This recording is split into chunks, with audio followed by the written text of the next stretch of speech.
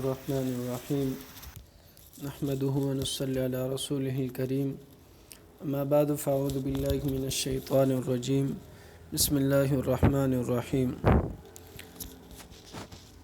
آج ہم جس موضوع پر بات کرنا چاہتے ہیں وہ ہے ضرورت سے زیادہ بارش ہو جانے پر پڑھی جانے والی دعا۔ تو بارش کے موضوع پر ایک ساتھی نے سوال کیا ہے کہ جب ضرورت سے زیادہ بارش ہو جائے اور بارش سے تباہی ہو رہی ہو تو کون سی دعا پڑھنی چاہیے؟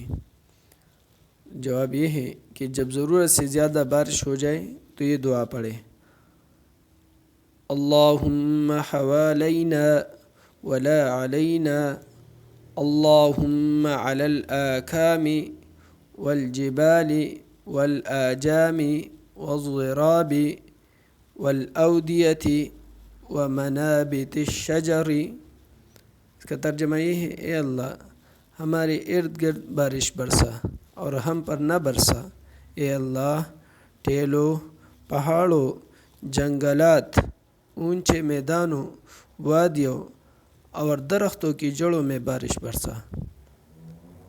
یہ دعا صحیح بخاری باب الاستسقاء فی المسجد الجامع اور حدیث نمبر 1013۔ تو میرے بھائی دوستو، سب اس دعا کے اہتمام کریں اور اس کو بار بار پڑھیں اور سب ساتھیوں کو پہنچائیں تاکہ ہم سب اس دعا کو پڑھنے والے بن جائیں اور اللہ رب العزت ہمارے ساتھ عافیت والا معاملہ فرمائے اور جہاں پر ضرورت ہو وہاں پر بارش برسائے۔ اور جتنے بھی ہمارے مسلمان بھائی اور